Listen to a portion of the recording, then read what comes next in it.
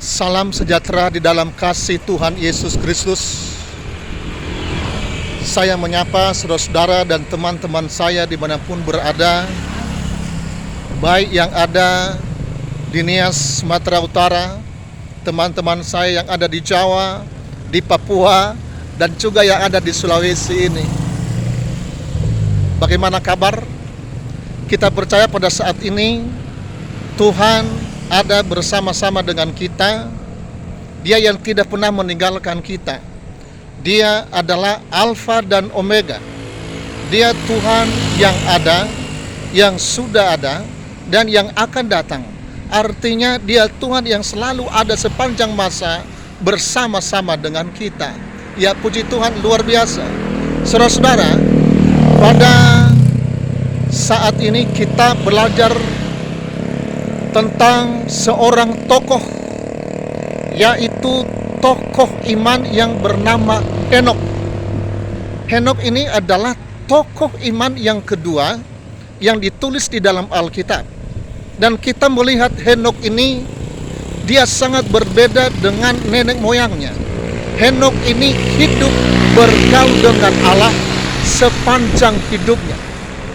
Dia telah menampilkan hidup yang luar biasa, dan dia telah hidup berbeda dengan nenek moyangnya. Kita melihat Henokh ini di dalam Ibrani pasal 11 ayat 6 mengatakan bahwa Henokh ini selama dia hidup, dia berkenan kepada Allah. Ya, luar biasa. Dan apa yang membuat dia bisa berkenan kepada Allah selama dia hidup di muka bumi ini, dan dia bisa berjalan dengan Allah? Karena Henokh memiliki iman. Ya, kita melihat iman itu adalah suatu bukti yang tidak pernah kita lihat, dan kita harapkan, kita percayai itu adalah iman. Dan saat itu Henokh telah membuktikan imannya kepada Tuhan. Dikatakan di situ di dalam Ibrani pasal 11 ayat 6. Di situ Henokh mempercayai dua hal tentang Tuhan, tentang Allah. Pertama-tama yang dia percayai, dia percaya bahwa Allah ada. Ya, luar biasa. Dia mempercaya bahwa Allah ada. Sehingga di dalam hidupnya saat itu dia percaya bahwa Allah ada. Walaupun pada umumnya manusia-manusia yang ada di sekitarnya, mereka tidak mengerti tentang Allah. Mereka tidak takut tentang Allah, sehingga mereka melakukan perbuatan-perbuatan dosa yang melawan kehendak Allah. Tetapi Henokh menjaga hidupnya. Dia tahu bahwa di setiap dia melangkah, dia tahu bahwa Allah ada bersama dia, bahwa Allah ada di situ, sehingga dia menjaga hidupnya menjadi orang yang berkenan di hadapan Tuhan, sehingga Henokh bisa berjalan bersama Tuhan. Luar biasa. Ya, saudara-saudara yang diberkati oleh Tuhan kita Yesus Kristus. Nah, jadi hal yang kedua, selain Henokh memiliki iman, percaya bahwa Allah ada. Yang kedua, dia percaya bahwa Allah mampu memberikan upah, mampu menolong orang-orang yang mencari dia. Makanya saat itu Henokh mau mencari Tuhan. Dan dia tidak hanya mau mencari Tuhan saja dengan kerinduannya, tapi dia melakukan satu tindakan, berjalan, melangkah bersama Tuhan. Luar biasa. Saudara-saudara yang diberkati oleh Tuhan, kalau kita membaca di dalam Amos pasal 3 ayat 3, disitulah dikatakan bahwa dua orang itu bisa berjalan bersama-sama karena ada perjanjian yang terjadi antara satu dengan yang lain. Jadi kita pastikan bahwa Henokh ini dia bisa berjalan bersama-sama dengan Tuhan karena dia membuat suatu perjanjian dengan Allah.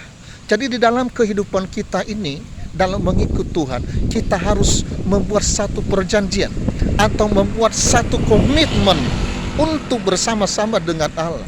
Sebab orang-orang yang membuat komitmen bersama Tuhan, maka Tuhan juga akan berkomitmen dengan dia. Orang-orang yang mengasihi dia, Tuhan juga memberikan upah kepada orang-orang yang mengasihi dia. Makanya dalam kehidupan ini, jangan ragu-ragu melangkah. Kita tidak sendirian. Ada Tuhan yang tidak kita lihat, yang kita tidak lihat dengan mata jasmani kita. Dia selalu ada bersama kita. Makanya melangkah bersama Tuhan, hidup dalam kehidupan yang kudus, lakukan satu perjanjian atau komitmen bersama dengan Tuhan. Sebab jika kita berkomitmen bersama dengan Tuhan, maka Tuhan juga akan menolong kita. Makanya pada zaman Yesus ada di bumi ini, Dia memanggil orang-orang yang mengikutnya, Dia menjadikan muridnya.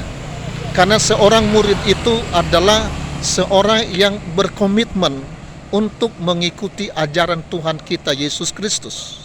Tetapi walaupun di hari-hari terakhir banyak orang-orang percaya tapi tidak punya komitmen, tapi Tuhan menghendaki kita menjelang kedatangan Tuhan Yesus yang kedua kali, marilah hidup kita ini, baik sebagai hamba Tuhan, anak-anak Tuhan, sidang jemaat biasa, hiduplah bersama Tuhan, berjalan bersama Tuhan, punyailah komitmen bersama Tuhan.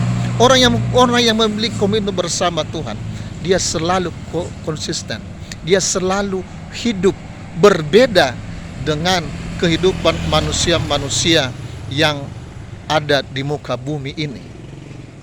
Yesus pernah mengajarkan hukum kasih kepada murid-muridnya, yaitu mengasihi Allah dan mengasihi manusia. Dan ada di situ yang harus kita tahu dan mengerti tentang mengasihi Allah. Yesus mengatakan di situ, kalau mengasihi Allah itu harus dengan sepenuh hati. Ya, jangan setengah-setengah hati, sepenuh hati. Ya. Mengasihi Tuhan dengan sepenuh.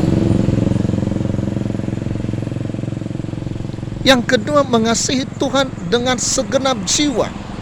Jiwa ini adalah menuju kepada semangat kita. Jadi dalam kehidupan kita bersama Tuhan, kita harus ada semangat. Ya, Rasul Paulus menyampaikan kepada sidang jemaat Roma, hendaklah engkau berkobar-kobar, rohmu menyala-nyala. Kerancinamu jangan kendor. Ya, penuh semangat untuk mengikut Tuhan, semangat beribadah, semangat melayani Tuhan, semangat berdoa. Dan memang Tuhan kehendaki kita mengasihi Tuhan dengan segenap jiwa. Juga kita harus mengasihi Tuhan dengan segenap kekuatan. Apa itu kekuatan? Itu adalah yang berasal dari tubuh kita. Makanya Tuhan menghendaki kita ini punya kekuatan, yaitu kelemahan harus dilenyapkan. Makanya Yesus itu makanya Yesus itu pada saat dia mati di atas Golgota, ada dua hal yang harus dia lenyapkan pada setiap tubuh kita. Pertama-tama dia lenyapkan segala kelemahan kita. Yang kedua, dia sembuhkan segala penyakit kita. Makanya kita selalu memohon kekuatan kepada Tuhan supaya kita tidak menjadi lemah, kita tetap ada semangat, supaya kita selalu sembuh. Ya, kalau ada sakit penyakit, kita doakan, kita percaya oleh bilur Yesus kita disembuhkan, supaya kita mampu mengasihi Tuhan dengan kekuatan kita. Luar biasa. Sebab kalau tubuh kita sehat, kalau tubuh kita kuat, ya, kita mampu mengikut Tuhan dengan sepenuh hati. Luar biasa. Dan hal yang terakhir, mengasihi Tuhan dengan akal budi. Ya, akal budi ini adalah pola pikir kita, cara berpikir. Jadi saya dan saudara harus memiliki pola pikir yang berbeda dengan pola pikirnya dunia ini. Ya, Rasul Paulus mengatakan kepada sidang jemaat Roma, mengatakan bahwa hendaklah kamu berubah. Ya, pembaharuan budimu harus berubah, akal budi kita, cara kita berpikir berubah, jangan serupa dengan dunia ini. Ya, orang-orang dunia ini mereka memikirkan pemikiran dunia, pemikiran manusia. Tapi kita harus berbeda cara pola berpikirnya kita. Kenapa? Karena kita ini beda dengan dunia. Kita ini adalah orang-orang yang percaya. Firman Tuhan mengatakan, ya, bagi orang yang percaya itu tidak ada yang mustahil. Kita ini adalah anak-anak Bapa, anak-anak Allah. Apa itu anak-anak? Yaitu anak-anak yang sebagai ahli waris dari Bapa. Makanya Yesus mengatakan kepada murid-muridnya, ya janganlah engkau khawatir. Burung pipit saja tidak menabur, mereka bisa makan. Tetapi kamu adalah anak-anak Bapa. Ya, luar biasa. Apa perbedaan kita, burung-burung, dengan saya dan saudara? Perbedaannya adalah burung-burung itu hanya hewan, ciptaan Tuhan. Tapi kita ini bukan hanya sekedar ciptaan Tuhan, tapi kita adalah anak-anak, ahli waris kerajaan Allah, ahli waris janji-janji Allah. Makanya janganlah ragu, berjalan bersama Dia, bertekun bersama Dia, bertekun mengikut Tuhan. Dan kita tahu, jika kita hidup berjalan bersama Allah, maka nanti akan mengalami pengalaman yang sama, yaitu diangkat oleh Tuhan. Henokh tidak ada lagi setelah dia berumur 365 tahun. Henokh sudah tidak ada lagi. Kenapa? Karena dia sudah diangkat hidup-hidup oleh Allah. Begitu juga kita nanti di saat nafiri Allah dibunyikan, tubuh kita ini diubahkan dan kita tidak ada di dunia ini lagi. Kita diangkat bersama-sama di angkasa dan menjemput Dia di sana, Tuhan kita Yesus Kristus, Raja segala raja dan mempelai pria surgawi yang mengasihi kita. Ya, luar biasa. Saudara-saudara yang diberkati oleh Tuhan, semoga apa yang telah saya sampaikan saat ini pertama-tama menjadi berkat bagi saya, menjadi berkat bagi keluarga saya, menjadi berkat bagi jemaat-jemaat yang saya layani, dan juga menjadi berkat bagi semua kita yang menonton dan mendengarkan video ini. Tuhan memberkati kita semua. Shalom.